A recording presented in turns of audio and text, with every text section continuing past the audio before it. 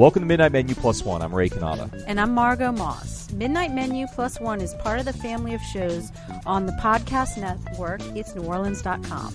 Tonight we're here at Grill by the Hill. It's a non-existent restaurant next to Monkey Hill Bar on 6100 Magazine Street in Uptown New Orleans. Grill by the Hill closed down a while back, but on Monday nights we bring it back to life. The space is this fabulous kitsch recreation of a French Quarter courtyard, complete with a ceiling of twinkling stars. Next door at Monkey Hill Bar, they have happy hour every Monday through Friday from 3 p.m. to 8. $3.50 well drinks, $1 off beer, $1 off wine by the glass, and $1 off their signature cocktails. Tell them Ray and Margo sent you. Awesome. That sounds like a great deal. I don't know why anybody would not come by. But once a week we meet here, and not only do we offer those drink specials, but we also get to spend some time under the fake stars and invite a member of New Orleans restaurant community to join us here in our fake French Quarter courtyard. And we invite them to bring along a friend, a plus one. We never know who their plus one's going to be. It could be a friend, a neighbor, a family member, a fellow restaurant business colleague, just about anyone. But tonight, I'm really excited, Margo, about our special guest on Midnight Menu Plus One. She is Meredith Timberlake, and even though she is not related to Justin, she is very interesting in her own right. She's a fitness instructor. She is a gun enthusiast. She is a world traveler, and she also has brought Haydel's Bakery king cakes into the city for the first time during Mardi Gras as a pop-up at the Snow Wizard. I'm really excited to be talking to her tonight. And our show tonight is brought to us by Pearl Wine Company at 3700 Orleans in the American Can Company. They're open from noon to midnight every day, and Sunday noon to 8 p.m. Pearl Wine Company has the largest selection of small production wine, beer, and liquor reputedly in the city of New Orleans, and you'll find the most thoughtful and passionately selected wines, beers, and liquor at affordable prices. That passion and philosophy is carried over to their full-service cocktail and wine bar. Friday, they host free wine tasting led by the actual winemakers. All right, Margo, let's not delay anymore because, I'll be honest, there's this giant king cake right in front of us, and I don't want to talk about my week. I don't want to talk about your week. I want to talk about Meredith, and I want her to tell us about this king cake. Welcome. So Thank glad to have you. you here. Thanks. I appreciate y'all having me on. So your latest gig is you have brought Haydel's Bakery into New Orleans for a pop-up at Snow Wizard on Magazine Street. So we don't have to travel outside the city to be able to get this delicious tradition. And it looks like there's an amazing example of it in front of us. Tell us, describe for us a little bit about the king cake that's before us, or the king cakes. I mean, how many we got there? Okay, there are, 9 different kinds here. Wow. I know. So Ryan did these especially for sampling purposes. So you've got cream cheese, strawberry cream cheese, blueberry, DeParish, sugar only traditional. That one is brownie, praline pecan, and apple. Now, and we actually ship all of these, I think, with the exception of the apple. Huh. You can ship them anywhere in the country. Yes. Well, we actually ship everywhere. The world? Around the ship world? Overseas. Do you happen to know, what kind of some weird places? I mean, are these allowed in Dubai? You know? I think they allow them. We have a big map in the back of the bakery where we pin whenever we send one overseas. And we also ship APO and FPO, but we only do traditional because it takes a while to get there. Wow. I'm already eating some, and that was just amazing. I just had a big bite of the brownie, and it's amazing. The cream cheese is divine. Now you have a big announcement. Didn't you win a competition yesterday, too? We did. Tell us about that. They had the big first annual King Cake Fest out at Champion Square yesterday. Oshner hosted it, and all of the proceeds benefited Oshner, the babies, and the kids. And we took home the coveted first place People's Choice Award. Oh, that's amazing. Yes. Now, who else competed? Why? There were a lot of bakeries there. A lot of bakeries kind of out of the way places, and then the regulars were all pretty much represented. Huh. How many people do you think attended was it hundreds or? Well, I'll tell you this. I saw pictures of it. I was not there personally. It looked like before a Saints game. It really did. I mean, it was packed. It was absolutely packed. So apparently it was a big success. And that's a big honor that y'all were chosen out of. is. Now, can you tell everyone what the parish is in case Yes. they're not familiar with it? Yes. Because it's I have no idea. And we get that question all the time because it looks different, obviously. So with a traditional king cake, it's baked, and then when it comes out of the oven, they do the icing and then the sugar on top of that. But with de parish, it's actually baked with the sugar on top of it. And then when it comes out, they ice it and put sprinkles on it. So the icing and the sugar are reversed, and then it's got the sprinkles too. Why is it called the parish? Is that how they do it? because it's out of like St. in the Bernard or- parish, Right, out in the exactly. parish. That's how they do it. That's, I guess so, right? Huh. Now, another thing that is unusual, is that the filling looks like it's not. It's on the outside. Are you familiar with why? Yes, Yeah, that is actually. unusual, isn't it? It is. It is. Yeah. And a lot of people ask us too. Now, my king cake, it's supposed to be filled, but it looks like it's just on the top. That's because all of our king cakes are hand braided. So it's pretty impossible to literally fill a king cake that's been braided by hand. So that's why the filling sits on the top like that. But it's filled. It's just filled a little bit differently because we still hand braid everything.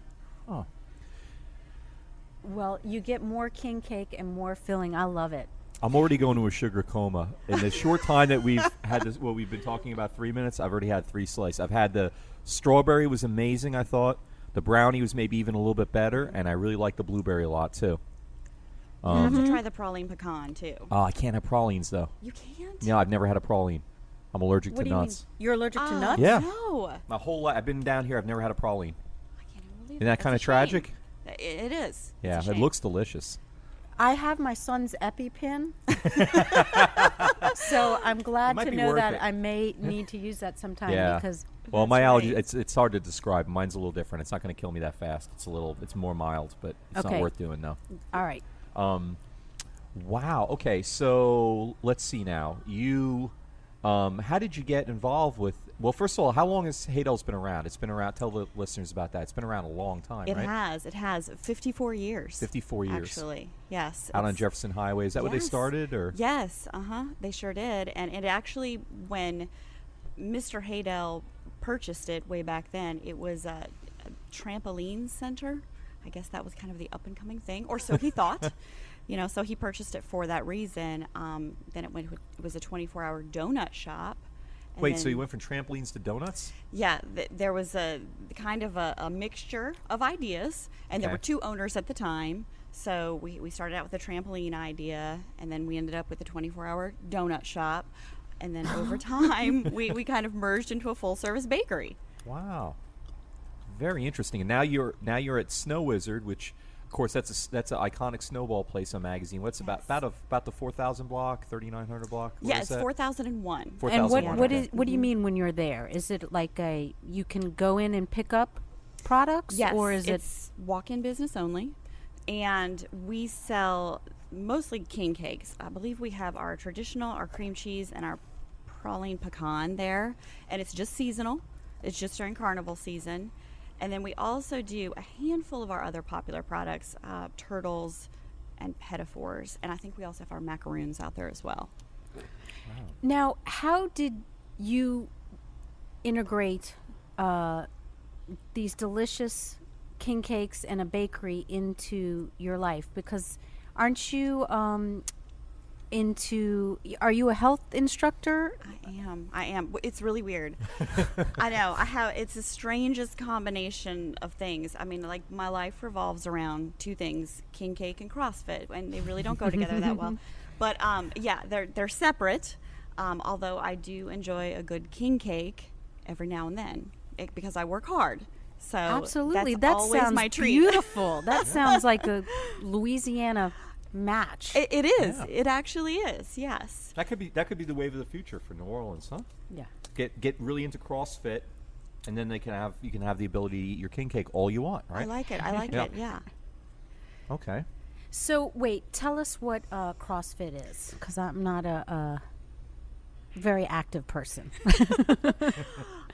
CrossFit, and actually the way that I found it was through a friend who was like posting on Facebook how he was doing this new thing called CrossFit and he loved it, and there were barbells involved and running and just all sorts of really rugged, down to earth movements and exercises, and how he was losing all this weight. And I thought, well, I might need to try this. So he said, there's lots of local affiliates in your area. Just pick one and go try it out. So CrossFit is essentially constantly varied functional fitness. So no 2 days are alike. You do a lot of, like, so it's a lot of muscle confusion and all that stuff. It is. Yeah, right. It is. I mean, you could probably do something different every day of your life. But you're talking about barbells, push-ups, pull-ups, box jumps, running, a lot of lifting, rowing. It's just a random combination of things. But it's ugly. We don't have mirrors in the gym, nothing like that. Are you yelling at people? No. Or is it more like coaching, it's definitely and more coaching. educating? That's exactly what it is. We're very technique focused. We're lifting weights, so you don't want anyone to do anything incorrectly that would hurt them. So it's very technique focused. Okay. Now, I think I saw something, like, it was kind of funny. It was like a little, it wasn't a video, it was like an article about rowing. And was that was written by you? I do write a series of articles for a CrossFit website called Tabata Times. And, when you're trying to get people to read your stuff, you got to kind of entertain them a little bit.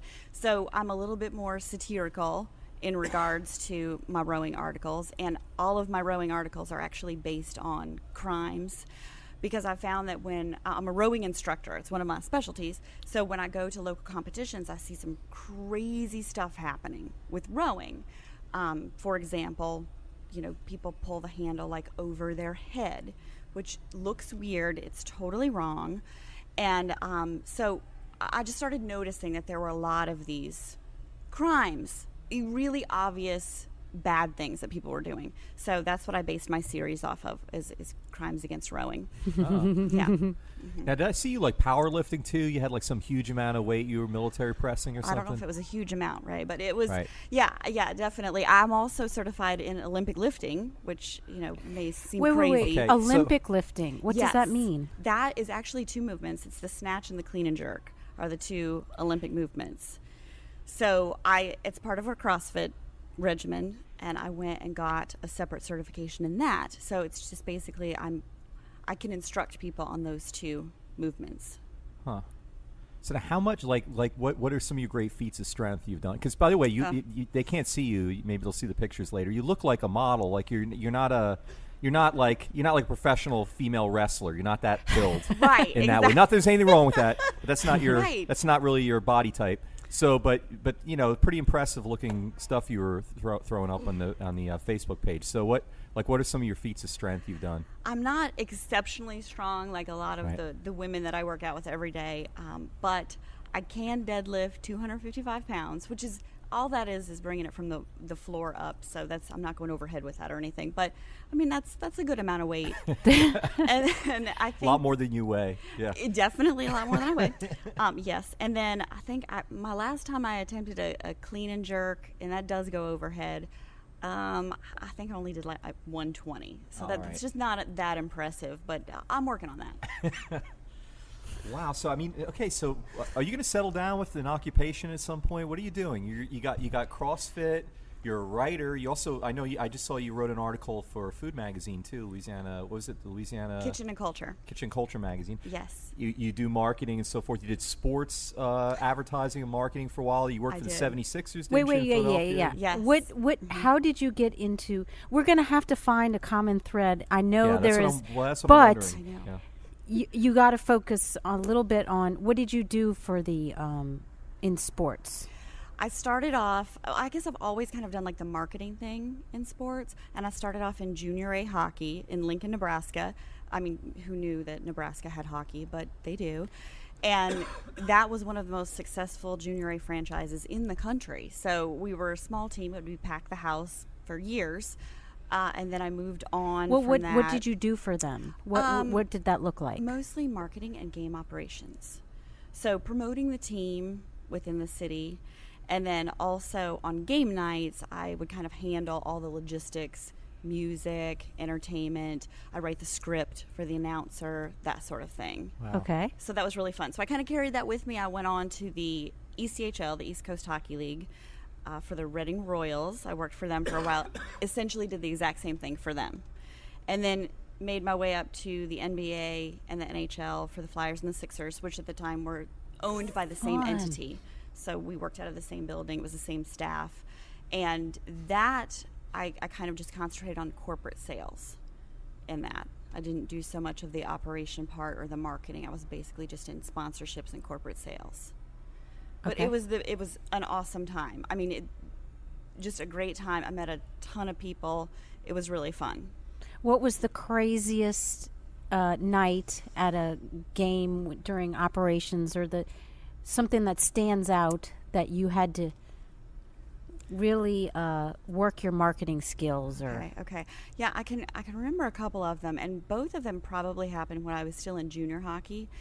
One, I recall we were doing some sort of promotion when the contestant had to just shoot the puck down the ice. And I had a couple of hockey sticks. They were cheap sticks that I worked with that my contestants would use. And the stick broke right in the middle of the contest. And so I had to quickly think, oh my gosh, what are we going to do? So we just grabbed some of the professional sticks off of the bench and made do with that. But it was that moment of panic, like, this just happened, and we're in front of thousands of people, and they're all like looking at me, pointing and laughing.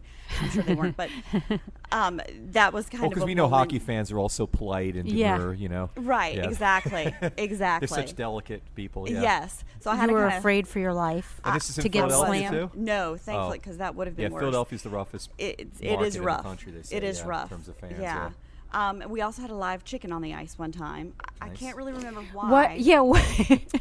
But I do recall I had a large contestant, and he was chasing the chicken, and he almost fell on the chicken. And Yeah, I'll that just- sounds like a. That's a lawsuit waiting to happen.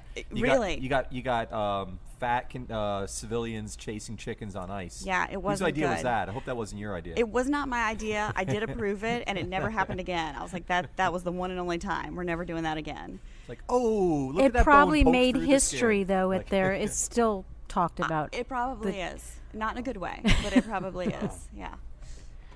Speaking isn't about making press- history, we have a history maker with you as your +1 you've selected. Well, we're not supposed to know, but he No, I know obviously him. you. I've met him before. Once you meet him once, you never forget. All right. Well, Can you introduce your +1? Yes. I'm excited to introduce my +1 local author, Cornell Landry. Woo! Thank you very Welcome, much. Cornell. My Have you here? favorite person in the world, Meredith.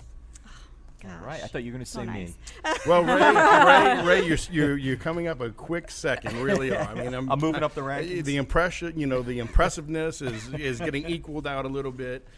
You're not Wow. as pretty as Meredith, but Well, like they said, are. they didn't see him on camera yet, but you need to look her up on her pictures.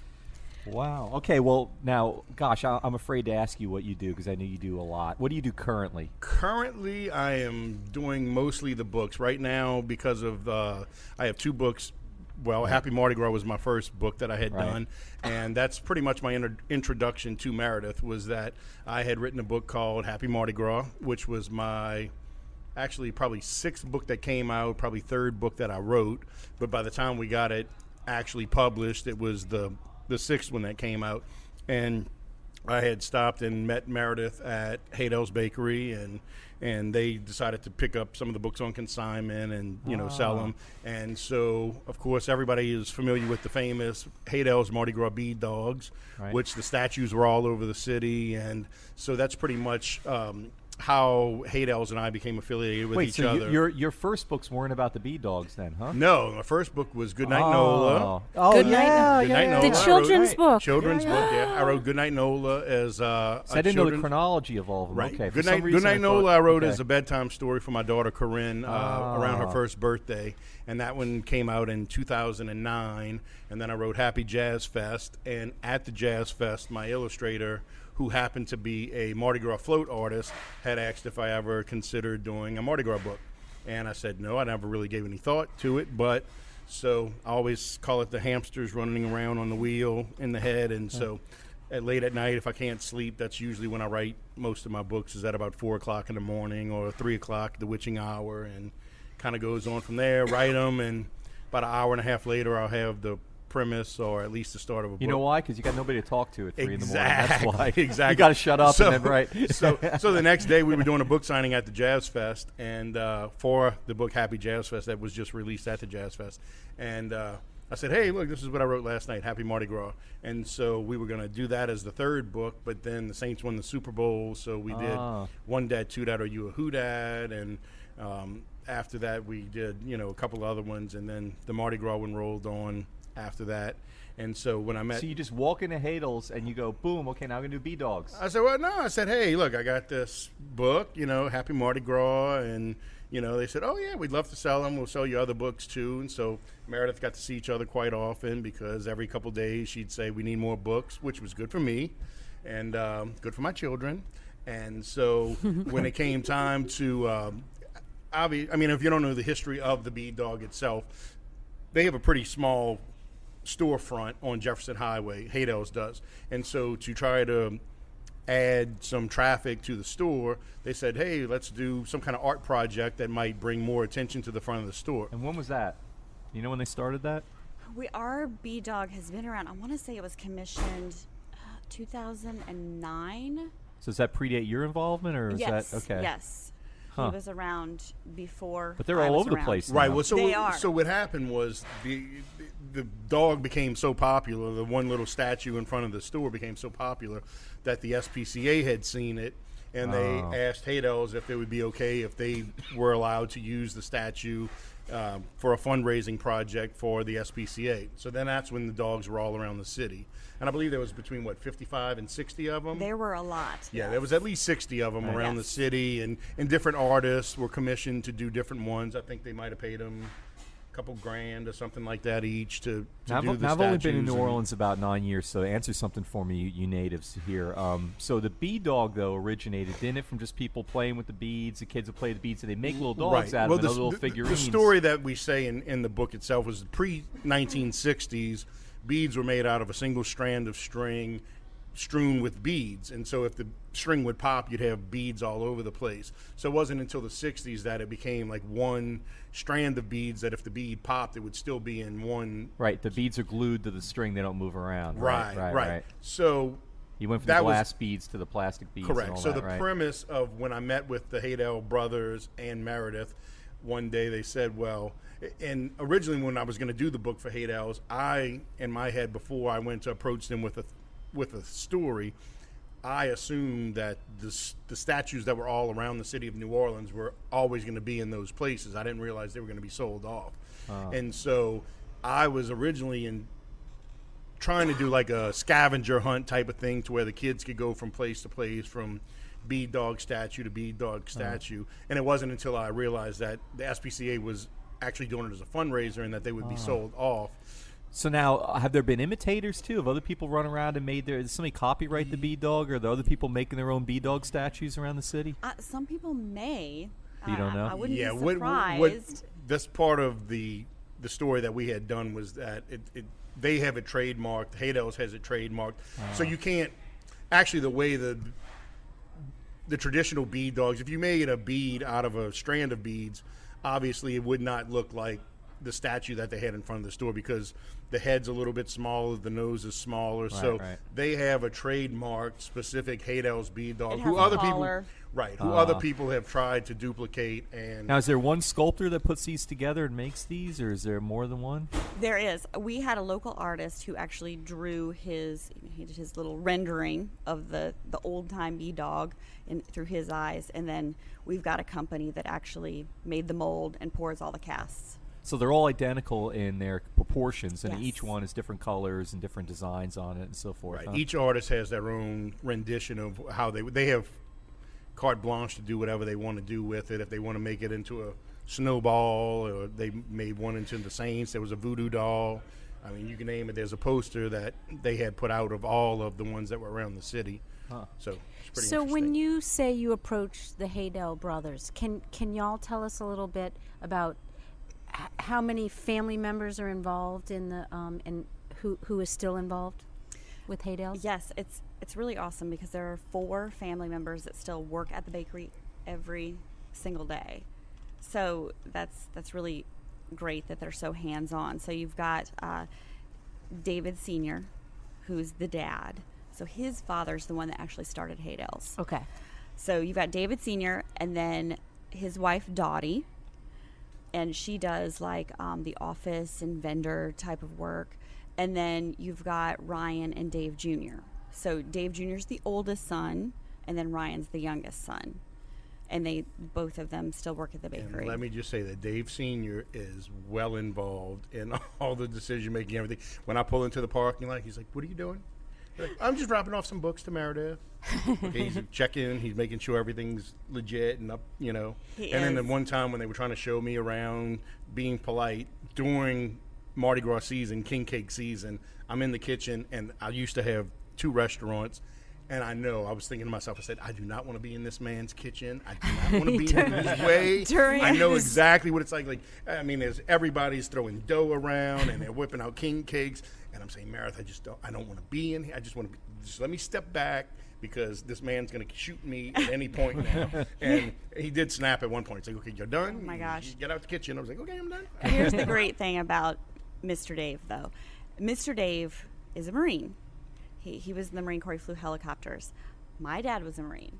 So Mr. Dave can be very intimidating to people, and I have the utmost respect for him, but he's like my dad. So I don't, he doesn't freak me out because he's just like my dad, So that's how you can get into a 3rd generation family business, because that's a hard, family businesses are a unique, wonderful Margo thing. knows.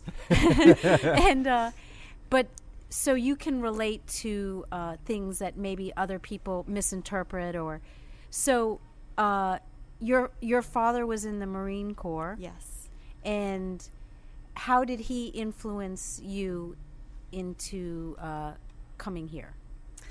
Well, my dad was from Mississippi. My mom's from North Carolina. So we're a very southern family. And I lived all over. I was born in California. I've lived all over, a couple of foreign countries.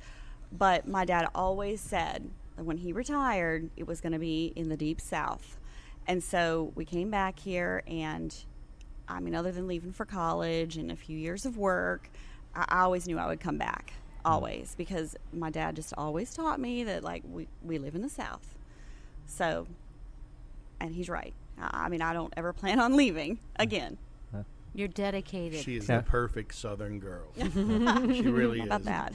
She's become one of my good friends and love her to death. Ultimate girl. Thanks, Now you Cornell. lived in Guantanamo Bay, didn't you? I did. In Panama. Wait. Now, so you were Cuba and Panama. yeah. Mhm. So not Gitmo. Yes. Mhm. Wow. So okay. So what was that like? How old were you? Oh, I was 5. I was great. At 5, anything's great. But I remember the beach was really close. I remember we couldn't go off base. I do recall that. But other than that, I really don't have any bad memories of it. My memories are all really good. I had a lot of little friends. There were a lot of kids. A lot of kids, yep. A lot of kids. Because we didn't live on a huge base. It was a pretty small base, but everybody there had kids my age. So I loved it. We were there for 2 years. It was great. So is that true? You moved around a lot. Is it true?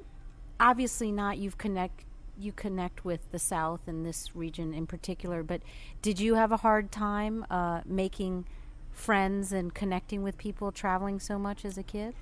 I think, I kind of did, but I think for me it's more just being an only child. I was a little bit shy. Now all of those things have really helped me because I can usually relate to people. I've either lived somewhere that they've lived or visited. So it's really turned around now. At one time, being an only child and living all over made me a little bit shy, having to meet new people every 2 or 3 years. And now it's made me way more social because I always have something to talk about with somebody. So that could have affected your decision to be in marketing. Your skills Maybe. were getting honed Maybe so. Exactly. Okay, now, Cornell, I would like to know, I heard you say you had restaurants. Was that in New Orleans? Yeah, I had my first restaurant open with a friend, a high school buddy.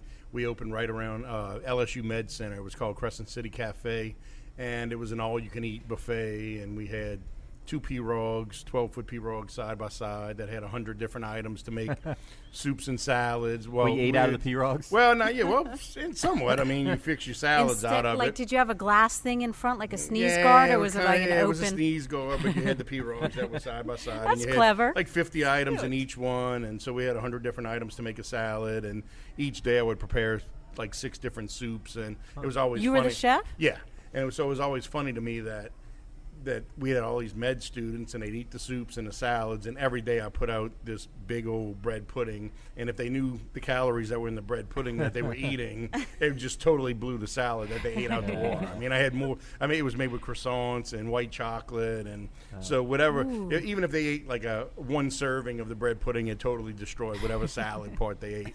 And then after I wrote Goodnight NOLA is when I opened Kingfish Grill on the West Bank.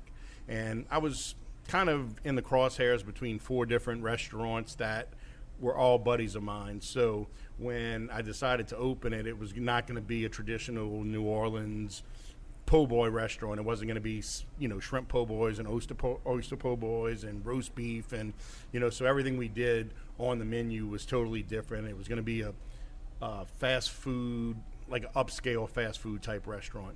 And we did great. We had like 96% likes on Urban Spoon, and it was just kind of, because it was called Kingfish, people didn't really get that it was about Huey Long, which we were, originally the restaurant was going to be on UEP Long Avenue in Gretna. And another friend of mine opened a restaurant called UEP's Pizza Joint on UEP Long, and so we moved like a block over, but people still thought that it was a fish restaurant. They didn't get the Kingfish reference to it. So we would get people from the East Bank coming to the West Bank, and they'd get there and looking for seafood, and they'd get there and they're like, oh, what do you mean, this is a sandwich shop? But we were voted on in Lanyap. We had one of the best Cuban sandwiches in the city. We had one of the best roast beef po' boys in the city. And then 2 months or 3 months, well, it was about 2 months after I decided to close, Napoleon, the unknown critic on WWL, just praised the restaurant, just like, oh my God, this is the greatest, things and sliced bread. You got to come try it. All the sandwiches are so great. And then WWL was calling me up, and I said, yeah, I closed about a month and a half ago. It'd be great if y'all had done this about a month and a half ago. I probably really enjoyed it a lot, but yeah, we shut it down. It was the books don't talk back to you. The books don't go bad.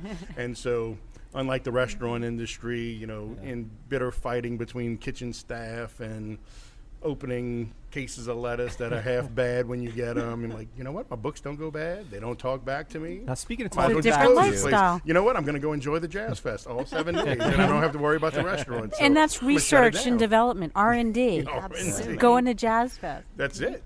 now talking back to you, Yes? I heard some stories about Faye Dunaway talking back once in a while. Why don't you tell us a little bit about your experiences How did with you meet her? How did and- you meet her? What did you Me do for her? and Faye. How'd you end up doing I was her going to write a book called Driving Miss Crazy, and that was going to be my book about Faye Dunaway. We had worked on actually the Nora Roberts books. Nora Roberts is a great author, or whatever, and so they were doing a series of her movies here in New Orleans, and they did Midnight Bayou, and I'm trying to think of what the other one was.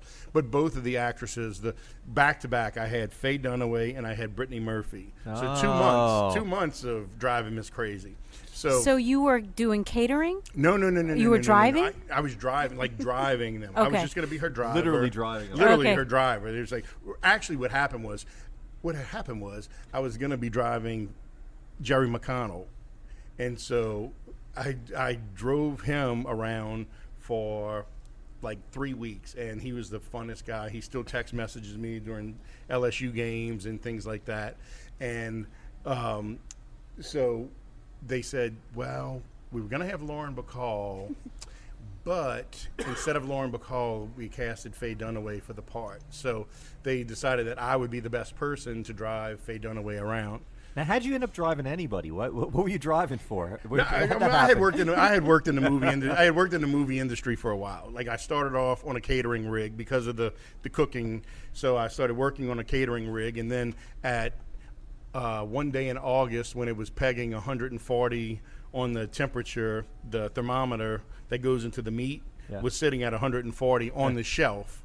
I decided that this was something that I did not want to do for too long. So I started meeting other people on movie sets and seeing what they had done and, what they made and money-wise and stuff. And so I said, well, let me go do something else. So I worked in the production office for a while. I worked as a production assistant on set. And then one of the second ADs had said, why don't you drive? You got a great personality. Why don't you drive around some of the stars? So I said, okay. And so the first one was Jerry, and then they put me with Faye, and then it just became this whole crazy, almost like why it came crazy. It's like almost like Fear and Loathing in Las Vegas. It seemed like an acid trip kind of thing. It was because it couldn't be real that Faye would just, there were just like so many crazy things that I would have to put it in the book. But one was one night we were coming up. I think it was. I want to say it was Halloween night because I was all excited because, I'm going to be able to get to go spend it with my daughter. They were letting the crew off early. And so we're coming up to Frenchman, but it was a one-way street. We're in the Bywater and we're coming up, and then all of a sudden she screams, "Stop!" She literally makes me slam on the brakes, and she says, "Now back up." She says, "Turn around and back up the other way." I said, "Miss Dunaway, we're on a one-way street." She says, "I do not effing care. Go back up the street." And so I'm going against traffic up this one-way street. Or something?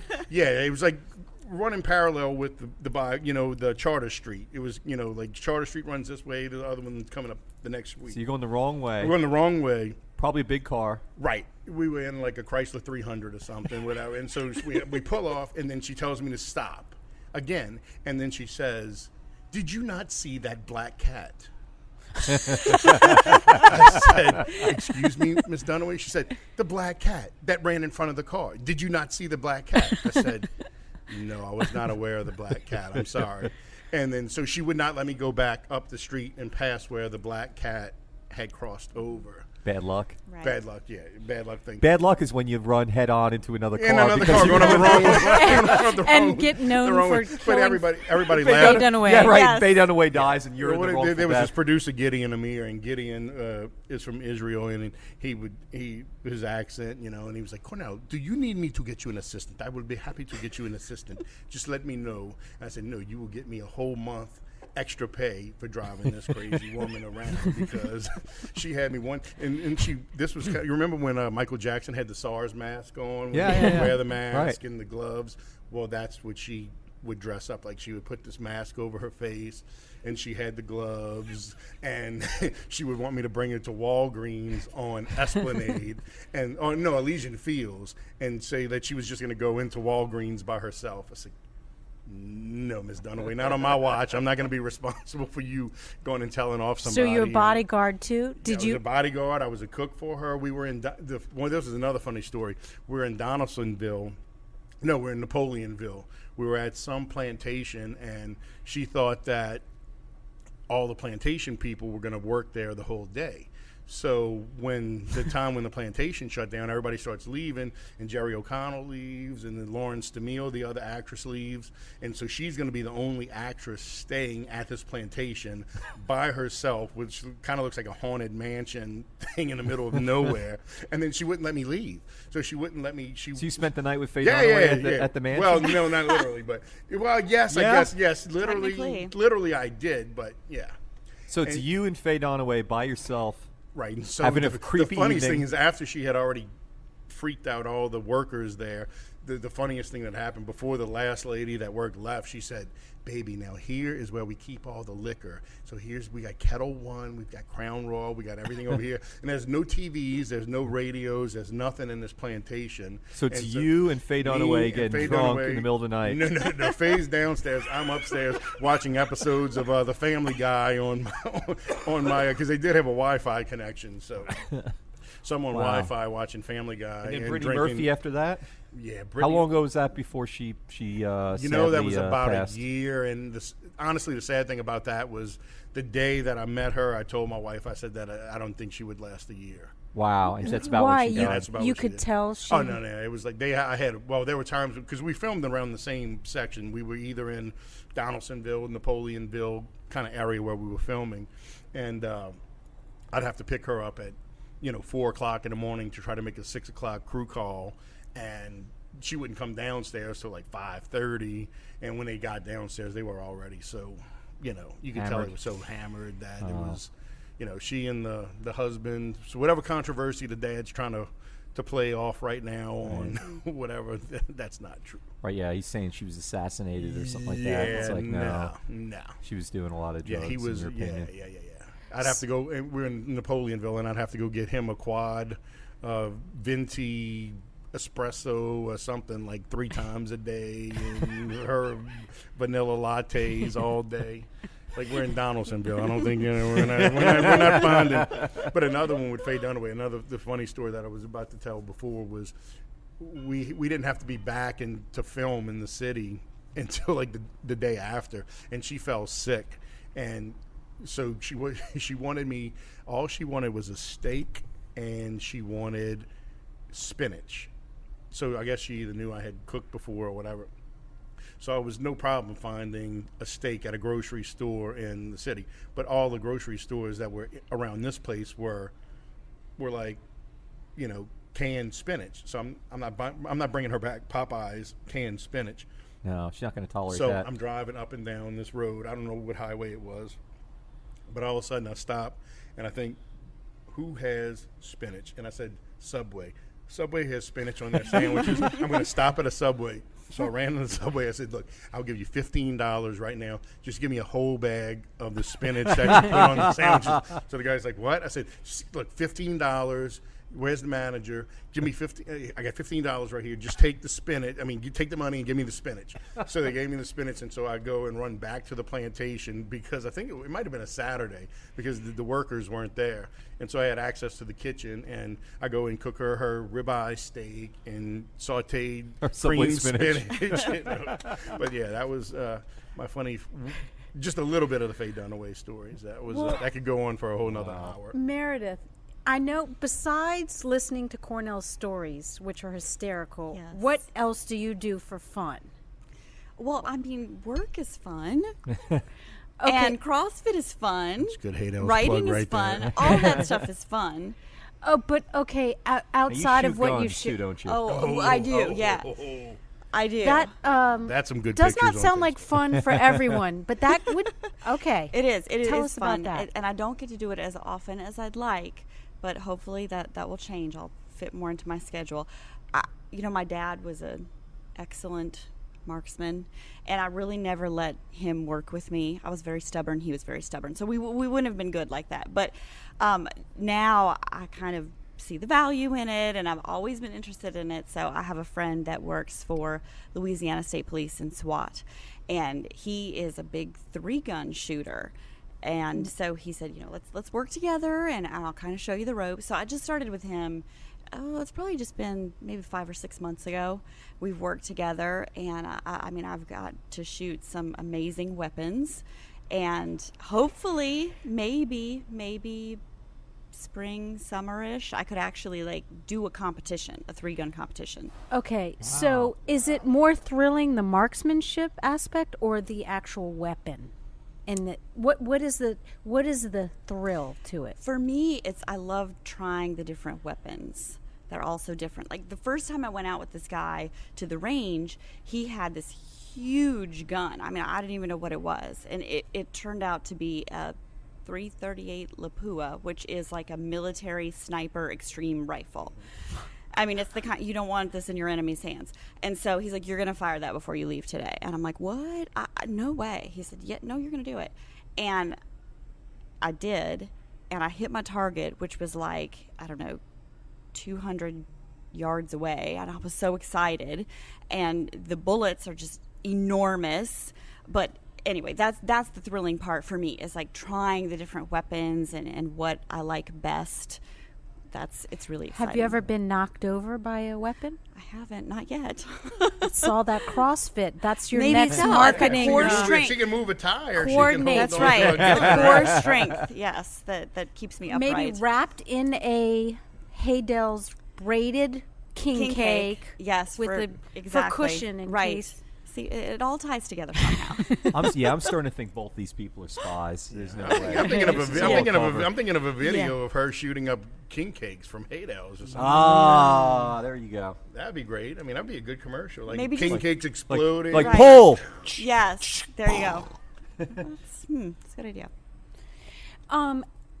Back to Haydel's for a second. How many king cakes do they produce a season? And tell everyone what the season is. How many weeks this season? It definitely depends on when Fat Tuesday is. Sometimes you have short seasons and longer seasons. This is a pretty Right. long season. Because the I think start it's like date is 58 fixed days. all the time, but the Yes. end date can vary so much depending on when Lent starts, which depends on when Easter Exactly. starts, and so it can be So it longer. varies. What in equinox and general, all what that is it? good stuff. Yeah, right, exactly. We follow all that? It's Yeah. not just I mean Yeah. it's by the equinox, it's a religious thing or Yeah. But that's both are tied to the same thing. Is what Okay. it is. Yeah. Right, because 12th night is always on January 6th. All the way January It's 6th. the 12th night after Christmas. Right. So, and that's Epiphany. the official, Right. right, Easter Epiphany. Kings. Yeah. Exactly. So that's But the hence official the start king of cake. carnival season. It's the baby. Fine. No, we not really. found out. Oh, that- let's not start that Let's again. not I gotta start start- that controversy anymore. Yeah. That it's not baby Jesus. And All right. it's So not king on an cake. average season, how many cakes are they selling roughly? I would say average season anywhere between 50 and 60,000. 50, That's 60,000. probably like more like an annual number, but you have to remember that the majority of those king cakes are coming at that time. Oh yeah. So that's when we're making most Right. of them. It's more or less offensive to eat them after Lent starts or before January 6th.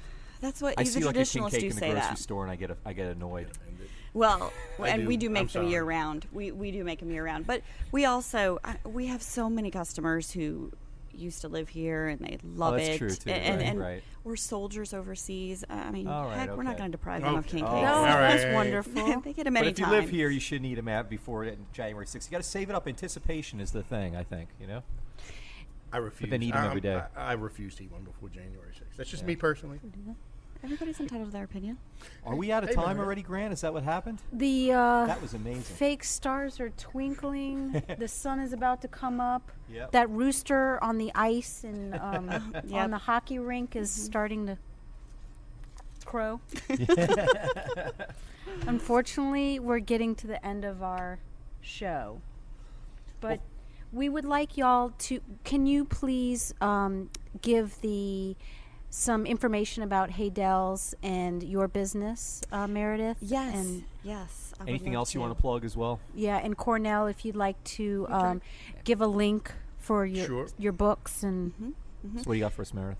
Well, like we said, our main location is on Jefferson Highway, and right now we're open 7 days a week during carnival season. We're open 7 days a week, and we've got our little pop-up on magazine over here, which is open through Lundi Gras the day before Fat Tuesday, and then of course anyone can visit us anytime at Haydel Bakery. There's no S. HaydelBakery.com, and just remember that we ship nationwide, overseas, pretty much anywhere. And we do make king cakes year-round. Huh. And I just realized you're only 4 blocks maybe from the parade route when it's on Napoleon too. That's a very good observation. So if you're there and you're waiting for the parade and something broke down and it hasn't started yet, or you get there a little early, one of you can run over and grab a king cake and bring it back for the rest of the party. And Exactly. that'd be a great way to celebrate the Mardi Gras parades, I would think. I agree. I'm going to do that for sure in a few weeks. And for me, look, I go to schools. One of my favorite things to do about this whole industry, since I've written the books, is going to schools, reading to the children. I don't charge any fees to go to the schools and read. All I ask is that maybe a week before they send a flyer home to let them know that I'm going to come to the schools and that I'll have book for sale and that I'll be able to sign them and personalize them. So you could either find me on Facebook, just look under Cornell Landry, author, and you'll find me on my webpage, or you can go to blackpotpublishing.com, which leads back to my love of cooking. So black pot, as in cooking in an old black cast iron pot, blackpotpublishing.com. All right. And you can set up an author request and send me any kind of emails you want, And Okay, so any schools out there listening, teachers, principals, administrators, contact Cornell, and you can have him come to your school free of charge. there you And go. your books are on Haydel's website Yeah, actually, as well. Haydels, and look, plug all the local booksellers, Maple Street Books, Octavia Books, Garden District, buy local. Amen. All right, well, thank you. Thank you all so much. Yeah. Our Thanks for special having guest us. tonight on Midnight Menu Plus One was Meredith Timberlake, and Meredith's Plus One was Cornell Landry. You can find out more about Meredith and about Haydel Bakery and Cornell and the Bead Dog books and the other books by following links on our website, itsneworleans.com. Good night. Midnight Menu Plus One is produced by Grant Morris, and Chris Keogh is our technical director. And this fabulous audio quality that you hear is by PreSonus Audio Electronics. Makes all kinds of wonderful things. Visit presonus.com for more information. You can get in touch with us here at Midnight Menu Plus One by going to our website, itsneworleans.com, and from there you can follow us on Twitter, find us on Facebook, sign up for our mailing list, get all kinds of swag. And while you're at itsneworleans.com, you can listen to other episodes of Midnight Menu Plus One and our other shows, Happy Hour, Mindset, True to the Game, Viet Nola, Out to Lunch, and others. And if you listen to the show on iTunes, please rate us and review us. It helps other people to find us. Midnight Menu Plus One is a production of INO Broadcasting for itsneworleans.com. So we meet here again. I am Ray Kanata. And I'm Margo Moss. Thanks.